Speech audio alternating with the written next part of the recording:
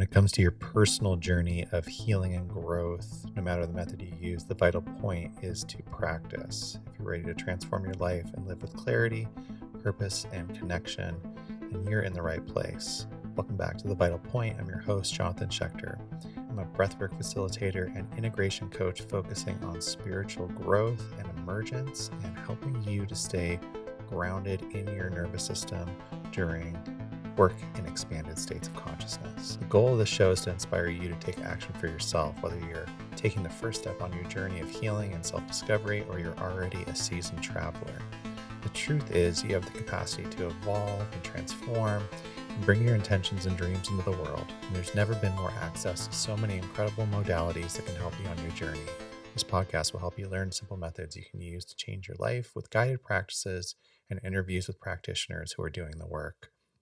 I want you to feel confident and inspired to take the next step on your own pathway to integration and wholeness because the answer is found in the action. That's the vital point. So let's take a deep breath and drop in. So if you've been following along this season, you know that I've been cleaning out the archives of podcasts that I haven't had a chance to post. And this is one of the last episodes in that list. This is an interview I had last year with Lama Mike Crowley. He's a Buddhist Lama and the author of two really amazing books, The Secret Drugs of Buddhism and Psychedelic Buddhism. And I wanted to talk to Lama Mike because I really enjoyed both of his books, and I really felt like the intersection of psychedelics and Buddhism was very relevant to this show. If you've been listening for a while, you know that we've featured many Buddhist teachers and meditation teachers as well.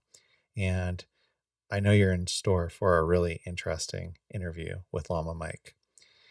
As I went back and listened to this episode, I really feel like it's divided into two parts. The first part is really more about the material in Lama Mike's first book, The Secret Drugs of Buddhism. And the second part is more the Psychedelic Buddhism, his latest book. And the first half of the interview is very Buddhist centric as far as the topics and some of the terminology that we're talking about. So in case you're not as familiar with this, I wanted just to give you some context. Lama Mike and I discuss the psychedelic drugs that were used traditionally, according to the research that Lama Mike found in his book, during the tantric empowerment and tantric path that is kind of unique to Tibetan Buddhism. Now, as I mentioned in the interview, I've never come across actually taking psychedelics in these Tibetan Buddhist rituals, but according to Lama Mike's research, this was the original way that these empowerments and rituals were done. We also talk about what is called the kirtans or terma tradition within Tibetan Buddhism. Now, these were revealed treasures, teachings that were hidden in secret by Guru Rinpoche, Padmasambhava, the yogi who brought Buddhism to Tibet and established the Buddhist tradition, merging it in some ways with the indigenous shamanic religion that was there before called Bon. So one of the unique things about Tibetan Buddhism is that it blends this shamanic Bon tradition with the teachings of the Buddha Dharma. And the termas are very unique in that Padmasambhava hid these treasures to be revealed at a later time by a specific practitioner. And so some of these termas are actual objects. The revealer would have a dream or a vision of Padmasambhava and be told where to find this teaching. And it might be in a rock, it might be hidden somewhere. Sometimes the teachings were revealed in the dreams or visions themselves. This is known as a mind treasure. So there are many of these revealed teachings, termas, and Lama Mike talks about one of them in the interview. So that's just a little bit of information on that.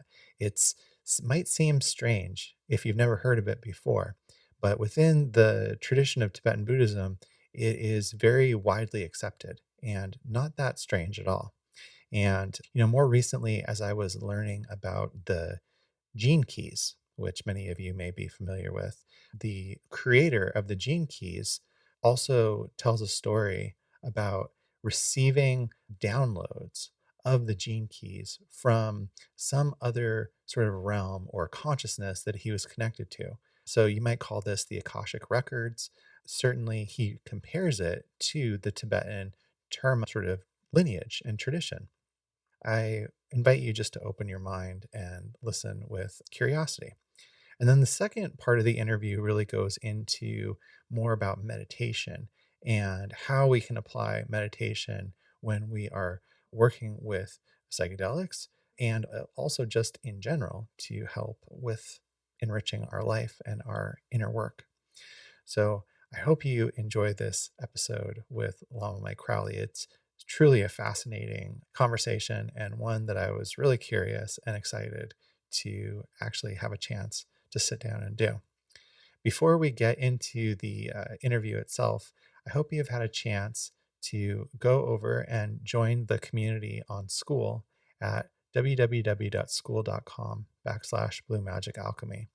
It's really where I'm centering my work at this point. There are live breathwork and meditations there. In fact, in the beginning of April, I'm starting a 30-day course on meditation and microdosing called The Path of Meditation.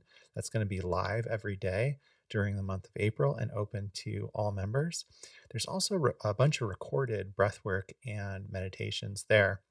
Some of those are open to the entire community. Some of them are open to paid members. And the paid membership is very affordable, only $45 a month. And you get access to more than 7 live calls, plus all the recordings, all the material, courses. There's a whole lot of stuff there.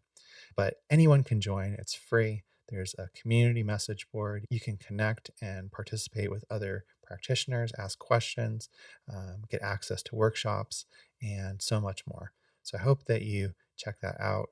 We have a free breathwork session coming up on March 20th. So if you're listening to this as it is airing the first week, you can join this free breathwork session by joining the community at school.com/Blue Magic Alchemy.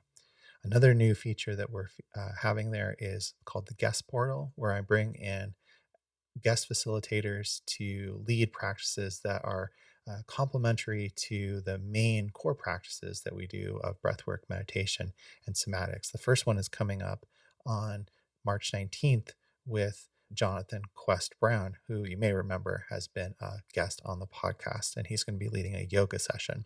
And so, just like we've done with the podcast and having guests lead practices for you, we're going to be doing that within the school community as well. So if you are listening to this, you can join that live on March 19th, and paid members can get access to the replays as well. So I'm really going to continue to pour content and value into that community to support your spiritual emergence and your personal development and growth. So I hope you join us there.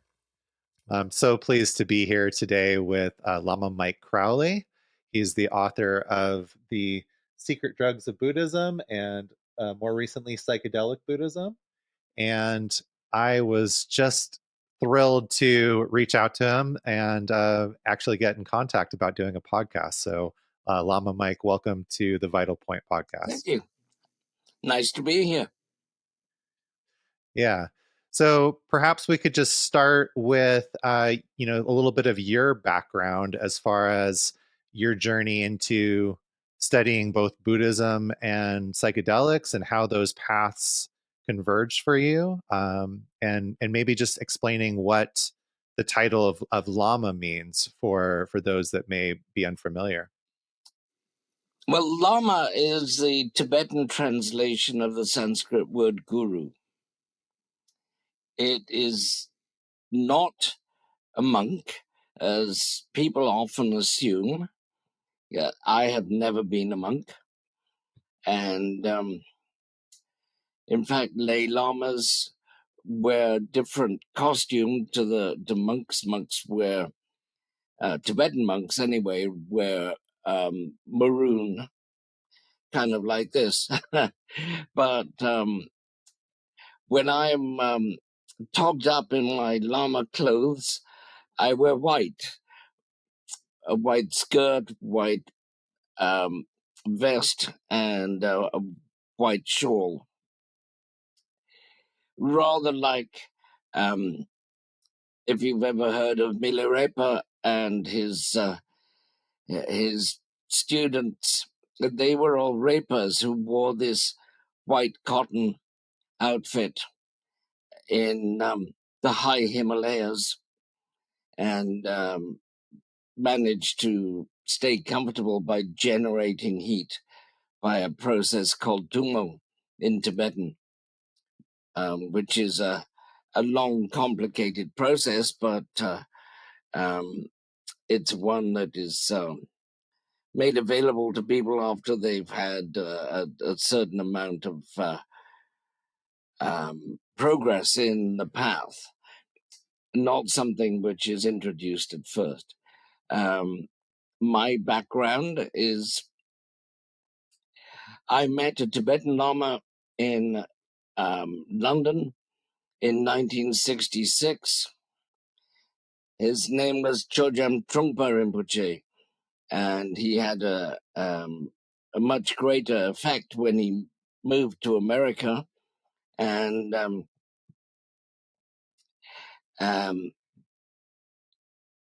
at the same time, he decided that he wasn't going to use the traditional sacred drugs of Tibetan Buddhism, which go with the higher practices.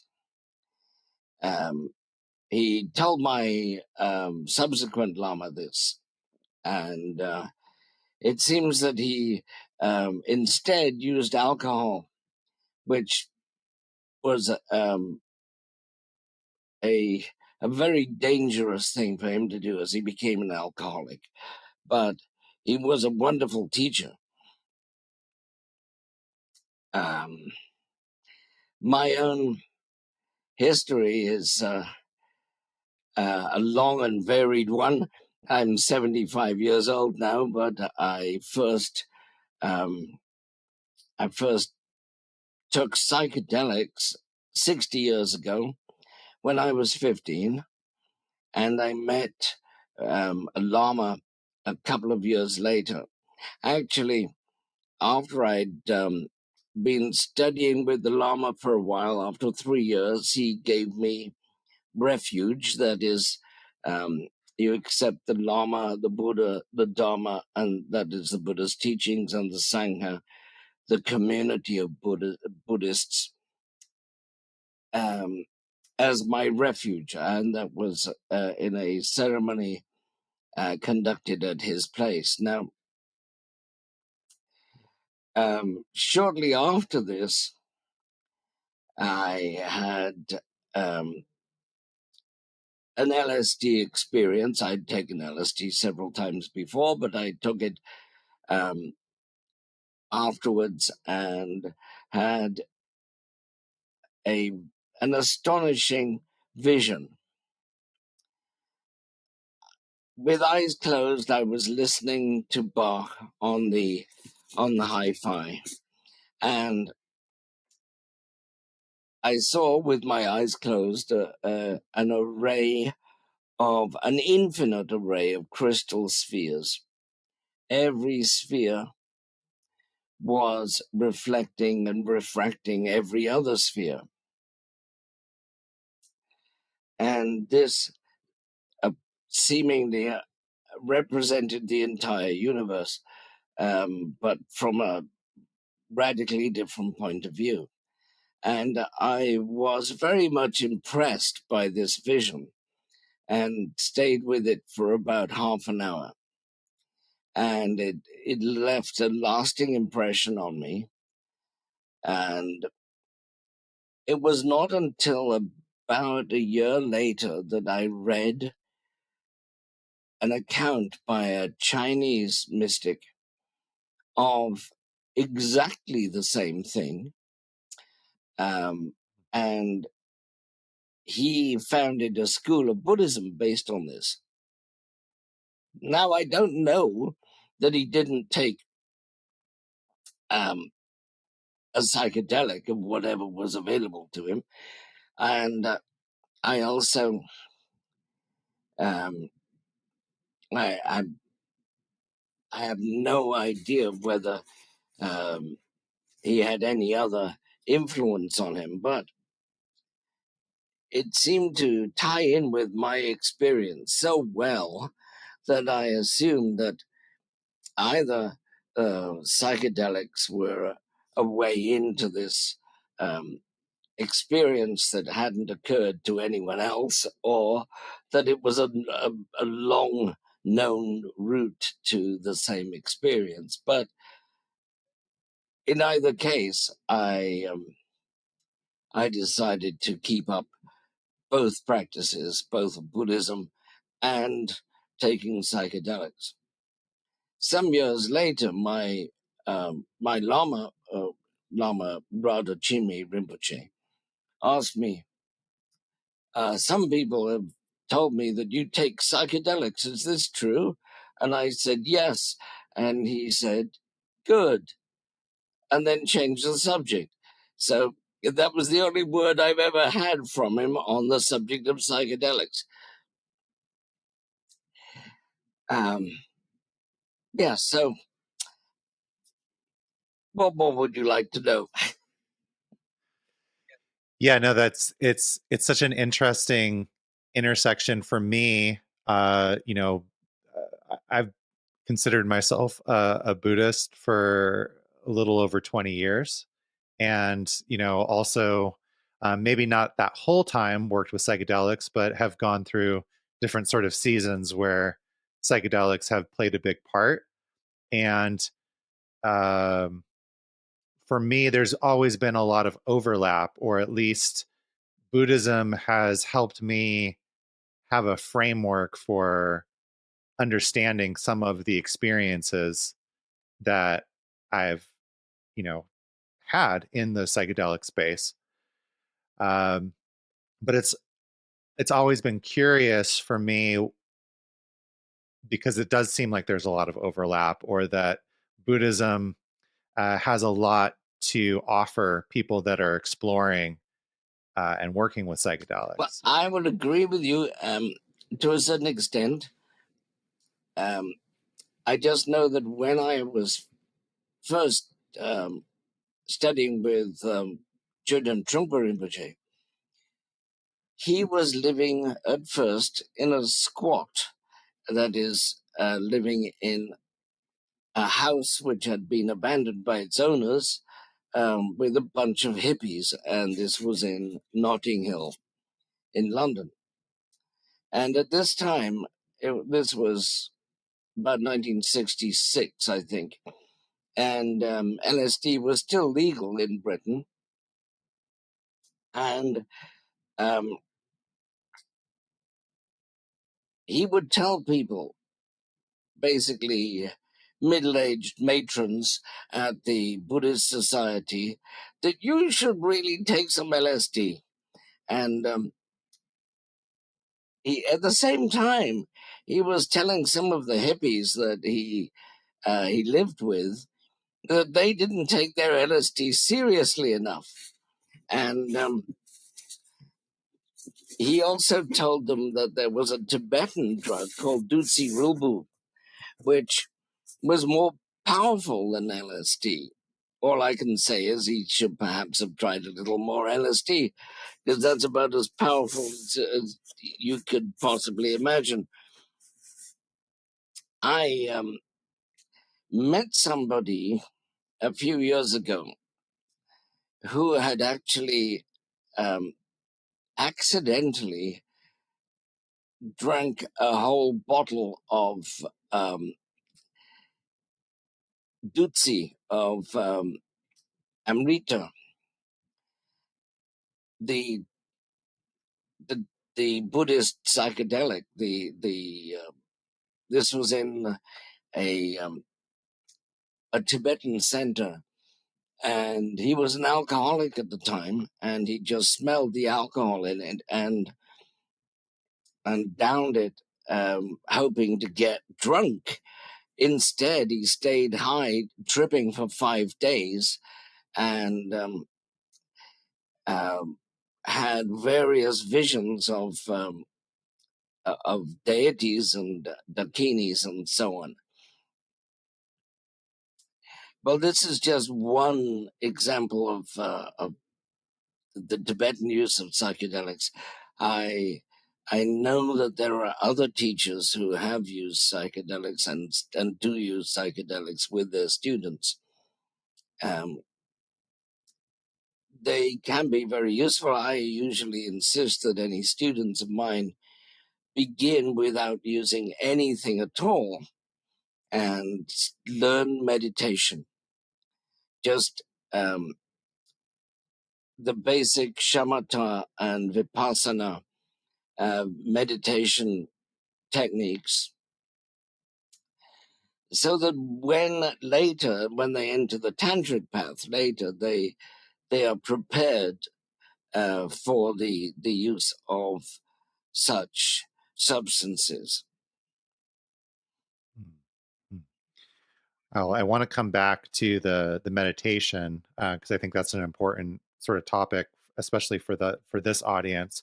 But just to give a little bit more context, you mentioned the Amrita, which is used in the tantric empowerment or initiation rituals within Tibetan Buddhism, and that's one of the major subjects of your first book of The Secret Drugs of Buddhism. Right. It's also used in the monthly gatherings following the initiation. Well, either monthly or twice monthly, depending on which kind of initiation. And these are called Ghana chakras. And the Amrita is also given at the Ghana chakra. This was what the guy drank. Okay. Yeah, and I found the Secret Drugs of Buddhism really fascinating because I guess even from having gone through several of these initiation empowerment ceremonies, the impression that I was under was that it was mainly symbolic, that I wasn't actually ingesting, like, say, a psychotropic substance. Usually is. It usually is these days in the West, which I think is appalling. I think they should actually give people the real thing or not do it at all. Right. So yeah, so that was I think my first curiosity with your work was here was something where everything that I had been exposed to previously, or at least I believed was symbolic, and it was part of these symbolic parts of the ritual and visualizations that I was being asked to or encouraged to to visualize as part of the initiation. But here, you've presented this whole book full of research and evidence that this was an actual psychedelic substance that was being used traditionally within the context of Tibetan Buddhism. I think it's more common in the terma traditions. That is, the traditions of the discovered texts, which are often discovered by laymen. And it is actually a traditional prerequisite that the laymen have a wife or mistress. At least they have some sexual practices. And thus, all the monks and nuns of Tibet are excluded from becoming tertons or treasure discoverers. Right. And it was in the the context of a terton, that the guy I spoke of who drank the bottle of Amrita, he found that Amrita. Wow. And I mean, I think that the whole Churton lineage is fairly psychedelic or mystical in and of itself, right? When we're talking about, Guru Rinpoche, Padmasambhava, sort of, you could say, uploading these different teachings into into a space outside of time, Right. until there it's ready for the practitioner or the students to download that teaching itself, and that there are physical objects that these teachings sometimes are written on that are found by the Churton. That in and of itself is a fairly wild idea for some people in the West to sort of wrap their head around, right? Oh, by the way, I have discovered one of those texts. There is a vast collection of these terma texts. Jamgon Kongtrul Rinpoche, the original Jamgon Kongtrul in the early 19th century, collected every terma that he knew about, and it's still a secret. You can't read the text, but you can read the table of contents. That is permitted, and every single terma, it has the who wrote it, who discovered it, and other details which are in the table of contents. Well, one of them is supposed to have been discovered by a Bhutanese terton called Pemalingpa. And he'd got all parts of this terma except one. And he wrote his own initiation for this one particular terma. And it was the only one in the entire collection that he wrote himself. And it just so happens that I seem to have discovered that terma, that one that he composed his own empowerment for. It was in a Bhutanese prayer wheel, which I found in an antique sale in London. But I still haven't presented it to anyone to check it out, because until fairly recently, just a couple of years ago, I thought it was a well-known terma. It turns out not to be well-known, and is probably this one that Jamgon Kongtrul Rinpoche replaced with his own writing. What was that discovery process like? The discovery,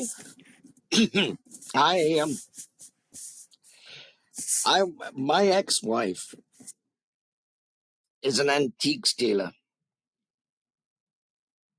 and I helped her set up a stall in this antique fair. And once I'd set it up, I went around the fair looking for Tibetan items, and I often found a few. Now, I'm not very fond of prayer wheels, as I think it's a lazy practice of just spinning this prayer wheel instead of doing meditation. But this one happened to be a rather beautiful and old-looking prayer wheel, so I picked it up to check it out, and it just seemed too light. It should have 100,000 mantras inside it, which takes a lot of paper and it takes a fair deal of weight. So I took the lid off and looked inside, and there were just a few, well, 8 actually, pages of handwritten text. And as the guy who was selling it said, "Oh, I didn't know it did that." And I said to him, "How much?" And he said, 35 quid, governor. So I bought it for £35 and ran off home to examine the text, and was quite surprised to find it was a terma text. Has its own, all termas have their own punctuation. It's a specific kind of punctuation. And every page began with a cryptic symbol, which looked to me as if it was made up of all the syllables of the Tibetan mantra Om Ah Hung. But if you took parts of the Om, parts of the Ah, and parts of the Hung and put it together, that's the symbol you get. So anyway, I still have it, and I've since discovered that it's not known, and it's possibly this one that Jamgon Kongtrul Rinpoche um, replaced with his own writing. I'm trying to imagine somebody, in the audience, listening or watching this conversation, to and just sort of putting myself in their place, that maybe this might seem like a fairly far out idea to wrap their heads around, whereas you and I are I think very grounded in, just, oh yes, of course, this is, it's not something that's unfamiliar to either of us. Myself, yourself obviously much more in depth and with more experience. But what it's bringing up for me, or what it reminds me of, especially in the context of this combination of psychedelics and Buddhism, is that psychedelics give us sometimes this glimpse into the fact that reality and the world around us is so much bigger than we're perceiving at any one time, just under normal circumstances. That's absolutely true, of course. Yeah, and definitely, like, I feel like that's been a common experience within the psychedelic space, is widening that keyhole, so to speak, that we're looking through, and maybe even being able to open the door rather than looking through the keyhole temporarily, before things start to kind of collapse back down into, what we would consider reality. So wow, what an amazing experience, and thank you so much for sharing it. So before we talk about meditation a little bit, I'm just curious about Chogyam Trungpa's sort of what you shared. And I wasn't, I guess it had slipped my mind that you studied with him, but it's a wonderful coincidence. We've had David Nickturn on the podcast, who's another student of Chogyam Trungpa Rinpoche, and so it's just a wonderful sort of synchronicity and connection in that way. But what do you think that taking LSD more seriously, what does that mean to you? Well, it means like sitting down and just experiencing it without listening to records, without dancing, without um, doing whatever peripheral things these guys were doing. Um, he meant that you just had to like listen to what the LSD was telling you, and these guys were apparently um, behaving quite frivolously. Some people he told that they shouldn't take LSD; that was not good for them. But I saw him tell middle-aged ladies that they should try it. And this was, of course, when LSD was still legal. It's a great story. Okay, so let's circle back to meditation. So if for somebody listening to this that maybe is has heard about working with psychedelics as far as transformation or overcoming something they're struggling with, how does meditation fit into that process, and how can it assist in that type of transformation? Well, I would say it's not so much transformation as revealing what you are fundamentally. Meditation and LSD, other psychedelics too. It's not just that one. Help you to discover what's really you, and you will. They should allow you to go within and discover the part of you which is already enlightened and already um, fully aware of the enlightened space. Yeah, what's coming up for me is the Tibetan word for meditation literally means to become familiar, right? Gom. Gom. Yes, exactly. Yeah.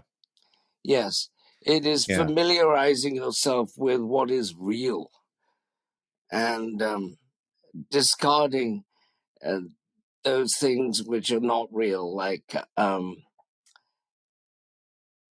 hatred, love in the common use of the word, and even apathy. So these are the three things which drive the wheel of existence: attraction, hatred, and apathy. If you can disengage from all of these emotions and just become aware of your surroundings and yourself, that is as much as psychedelics can do for you. But it's you don't actually need psychedelics, but it's like if I wanted to go to New York, I could either take a plane or I could walk there, and it's psychedelics are like taking the plane. Meditation is more like walking there. But if without meditation, you could fly to Tokyo by mistake. It's meditation puts you on the right path and allows you to see um, the ultimate goal eventually. Psychedelics can show you the ultimate goal, but it's only going to be for a few hours. So you better hope that that you get something really worthwhile and helpful from the psychedelics. Um, it's quite possible that people get frightened by psychedelics, and this is why it's always best, I think, to study meditation first, so that um, you're armed against these tremendous distractions. Psychedelics turns up the volume on everything, and so if you're distracted in meditation, you're going to be doubly distracted when you take psychedelics. So, best to become familiar with the meditation process first, and then when you're familiar with how to to still the mind, how to look into the mind. These are shamatha and vipassana, respectively. Then you can take psychedelics, and then you can make full use of them. I love the analogy of the plane and the walking, because even if you were to get on a plane and get either to New York or close to it, you would still need to walk when you get there, right? Absolutely. To get off the plane.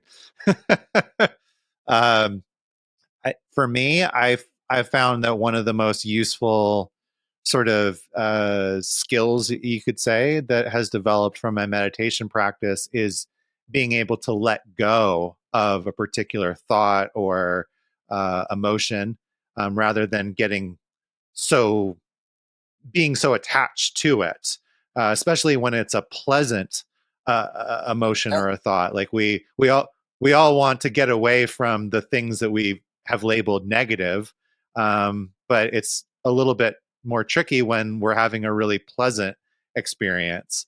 But like you said, in the psychedelic experience, the intensity of your thoughts and your inner world is so amplified and so much more intense that ability to let go and come back to a center, or back to your breath, back to whatever it is that you're with, has been so transformational. Right. So it's really feel like it's taken me a lot further than just sort of going wherever the plane is is going, because I'm definitely not the pilot, right? Right.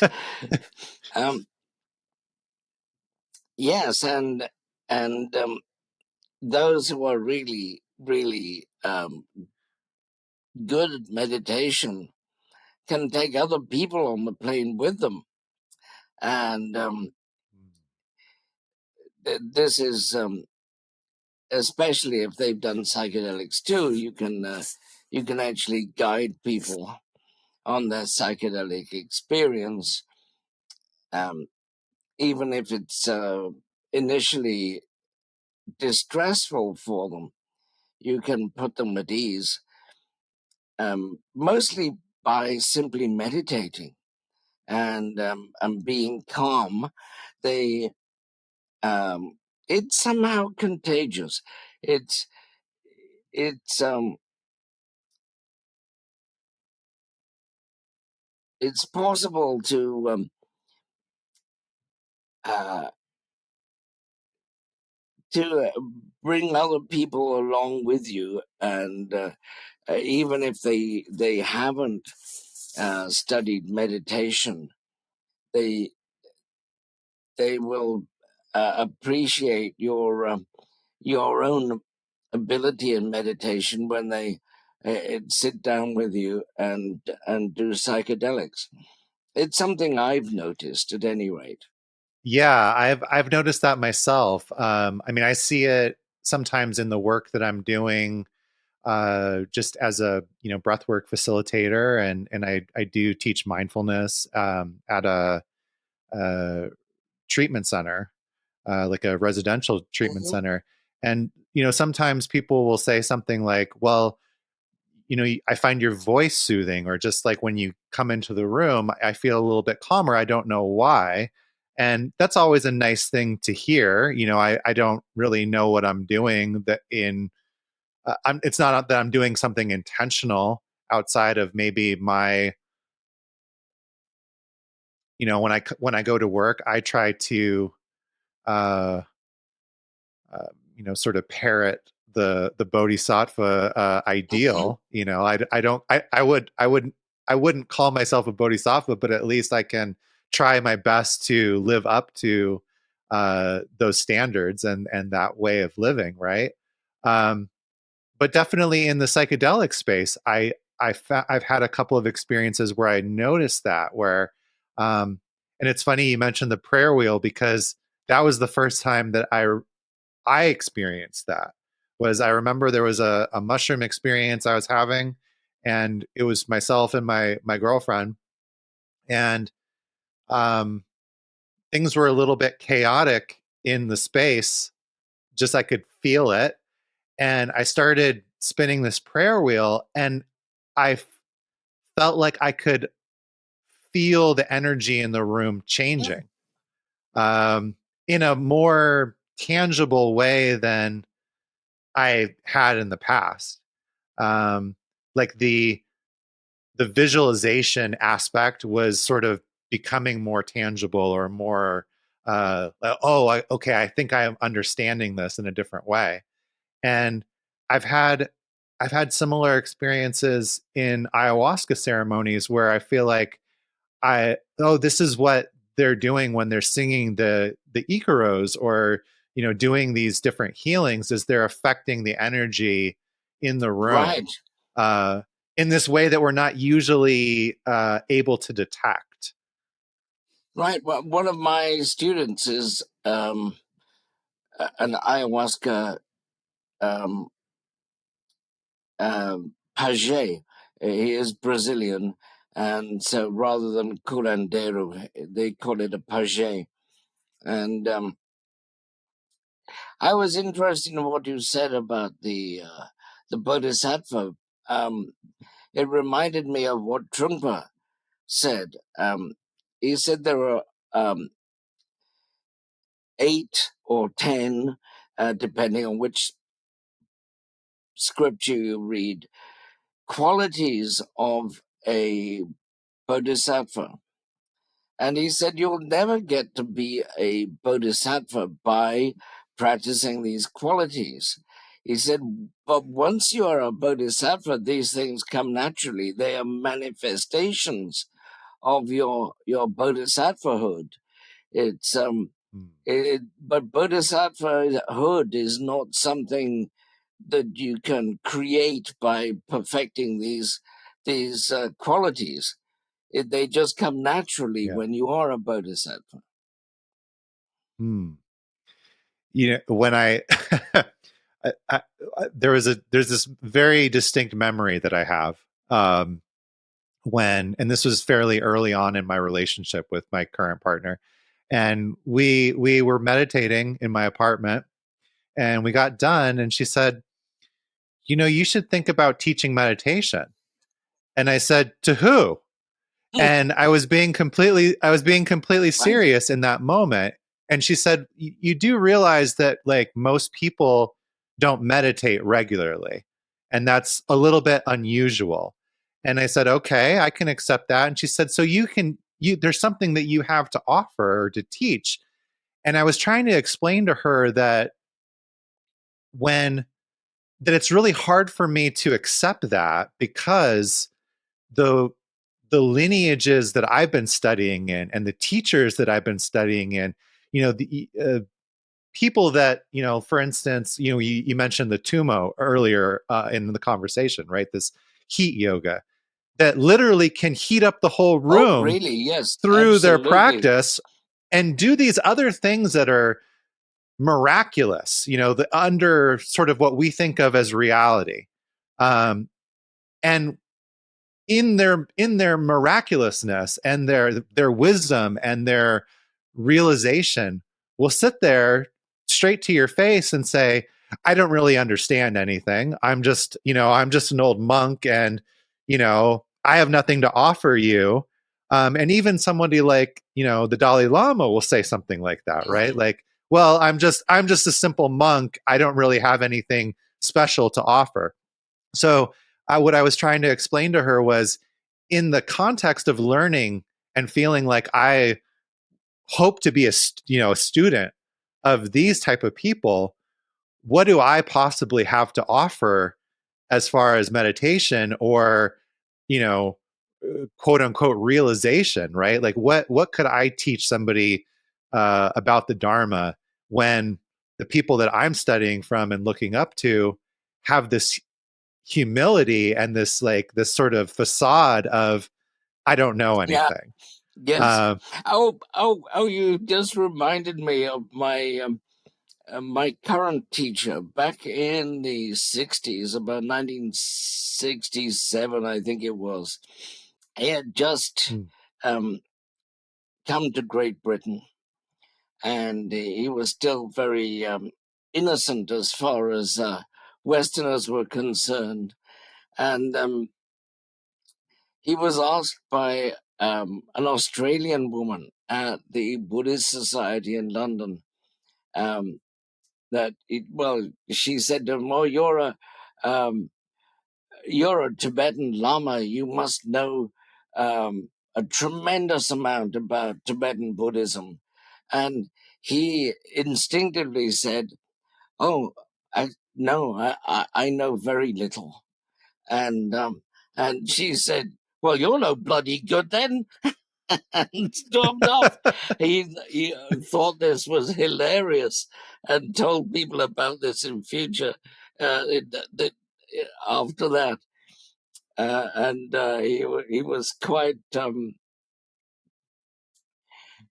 proud of being labeled no bloody good by this Australian lady. Yeah, the teachers that came out of Tibet, from that last generation that we, sort of have had access to, they're to me they're so amazing because they are so learned. They have so much education, and yet, like my teacher will say, out of all the things I've ever seen him teach on, he'll just say, well, just read the 37 Bodhisattva practices. Right. That's all you need to do. Like it's not, you have to go out and get a whole stack of books or memorize, a million different things. Just read these 37 verses. Like that's all you need to do. Right. And at the same time, I've watched him teach on one single line from like a Milarepa song for hours. Yep. It's like you can read this thing and think, okay, I sort of understand it. And then you sit with these teachers and they're like going into hours of depth that you didn't have, Right, sort of access to. Yes. Like, wow, like it's so mind blowing. I remember that there was a particular, it might have been a Jamgon Control, writing, but it's something, and it's very poetic the way that he says it. And he says something like, I don't really have any realization.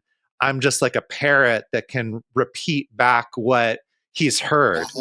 And that has always stuck with me of like, okay, well, I'm not going to pretend like I have any sort of realization, but sometimes I can repeat back these things that I've read and studied myself.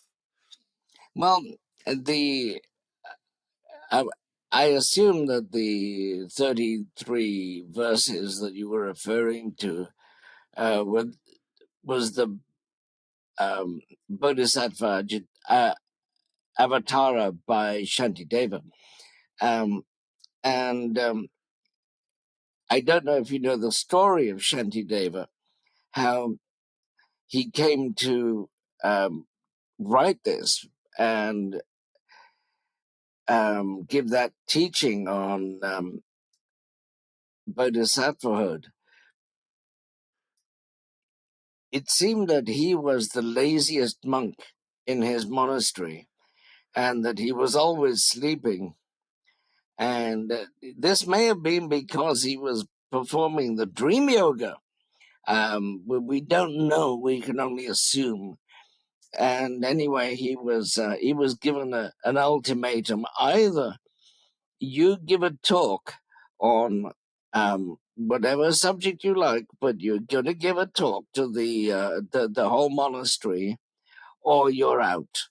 You're on your own. And the next week, he was about to give his talk, and everyone thought that he was, just a lazy bum.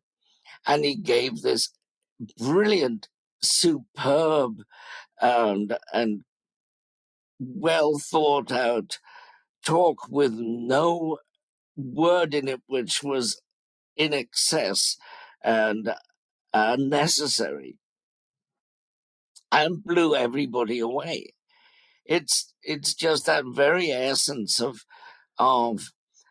having a profound knowledge of the subject without showing it. And Right. the Tibetan Buddhism is actually full of examples of this, of people who have been, or even I've heard of even hunters who made their living by killing animals have had the most profound realizations. And we would usually just dismiss them because they broke the very first, most fundamental vow not to kill. Right. Yeah. It's always been something, maybe not always, but in the last few years, something I've really um, enjoyed or found some solace in. And I think the first time I read it was from a book by Chogyam Trungpa Rinpoche, where he's talking about, you know, the my lineage is the lineage of misfits, and like Talopo was a pimp, and like all these different, not what you think of when you think of realized Buddhist masters. Absolutely. and That's my and so, lineage like, too. You yes. don't realize. Yes. Right. So it's like, it's always it's made me laugh a little bit, and also um feel like I can relax into being myself and just being authentic. That that there are many different paths that one can practice. You don't have to become a monk, or and even further to that, I mean, and I'm sure you could concur with your travels and your experience, but I had the privilege of living in Tibet for about a year, and some of the monks that I met um, were the least religious or spiritual people that I met. They were like kids that wanted to go buy a new phone, or like uh, talk to girls, or sort of have a normal life. And maybe you know I think some Western people, and myself included, at one point, we when we encounter the Buddha Dharma, we mistake the accoutrement, the trappings, the symbols for the actual meaning itself. Just because I put on robes doesn't make me any more spiritual or any more Right. realized. Just if I wear a mala, if I wear prayer beads and have statues in my house, it doesn't mean that I'm any better of a practitioner, just because I have those things. Yes, that's very well said. Yeah, and to me, that's what it comes. Why intention is so important, right? And this is something that I'm often explaining. So I'd love to maybe hear if you think I'm off the mark, or your own sort of take on it. Is there's lots of different mindfulness meditation. It's become quite prevalent in our society, right? So the way I've understood it is, if what makes this quote unquote Buddhist comes down to my intention. And I can put that intention into anything that I'm doing, whether it's something like washing the dishes, or having a conversation with somebody, or working with psychedelics. Yes. Yes, I think that's true. And I think you're pretty much on the mark there. One of the things that I really enjoyed in your newer book, Psychedelic Buddhism, is that there's a section about how psychedelics can help Buddhists, and how Buddhism can help with people working with Right. psychedelics. Um, so, like, kind of in summary, what would you say are some of the things that Buddhism has to offer for somebody that is working with psychedelics? Well, it has various techniques for shutting down the mind in its more trivial, mundane form. That if I ask the average man in the street to sit and not think, he would be absolutely lost. He wouldn't be able to stop thinking. But we have techniques that allow you to turn off that constantly flowing stream of thoughts. And we also have ways of examining the mind. The quieting the mind is in the realm of shamatha, of tranquility meditation. Examining the mind is more the realm of vipassana, which is insight meditation. And these are immensely helpful tools. Absolutely. What's one way that somebody can start to practice that insight meditation? Well, first, I would say you should learn how to still the mind, to stop thinking. And it's not necessary that you stop every thought. There is a practice of stopping all thoughts, but for the most part, it's more relaxed, and we see a thought and we say, that's such and such a thought. That's a thought about paying the rent. That's a thought about going to work. That's a thought about my girlfriend or boyfriend or whatever. And the trick is you see it, but you don't follow it. You don't say, oh, I should pay my rent, because if I pay my rent, I won't have the landlord breathing down my neck, and then I won't get angry because the landlord's after me, and so on. You don't follow it to successive thoughts. You just say, oh, that's such and such a thought, and leave it alone. And then you can go back to your practice, which may be breathing. The awareness of breathing is the simplest thing. If we're not breathing, we're not living. So we always have to breathe. So that's something which is always with us, and we can always focus on it. I recently read something that is like, I never thought about it before, but when it rang out so true to me, and I'm like, oh, this is such good stuff, that another reason that br- focusing on the breath is so powerful is that we can't focus on the breath that we had a minute ago, and we can't focus on the breath that we're going to have in a minute from now. We can only focus on the current breath. Yes, absolutely. I thought, wow, like, how come I've never thought about that before? Well, Lama Mike, this has been a really wonderful conversation, and I really appreciate you sharing your time and wisdom. Just in a way to close, the name of the show is The Vital Point, and I actually took that from a Dzogchen teaching, the 3 statements that strike the vital point by Garib Dorje. So if you were to share a vital point for yourself right now, maybe something about your work or just something that feels alive in this moment as a vital point, what would that be? Don't think about the past. It's gone. It can't be retrieved. Don't think about the future. It hasn't happened yet. And don't think about the present, because you're not getting one. Thank you for sharing that. That was what I saw, that you had posted that, and it inspired me to, oh yeah, I got to remember to reach back out to you. So I'm glad that I did, and what a wonderful conversation. So thank you so much. You're quite welcome. It's been a pleasant chat.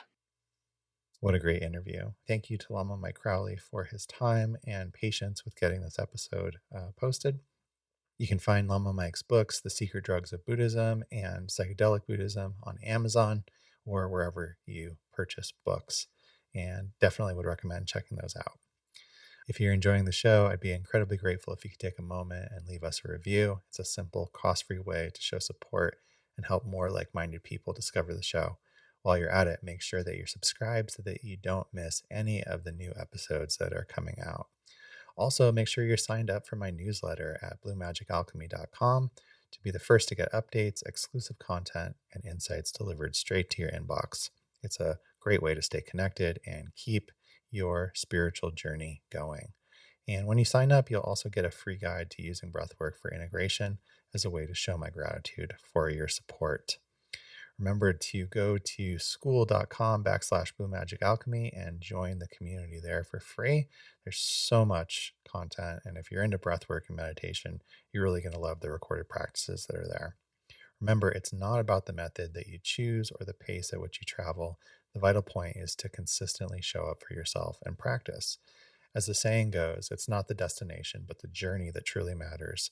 Please don't hesitate to reach out, to connect, and share your journey, successes and challenges alike. I'm just an email, DM, or review away. Let's journey, grow, and transform together. Thanks again for tuning in. Until the next episode, keep exploring, keep growing, and above all, keep practicing because that's the vital point.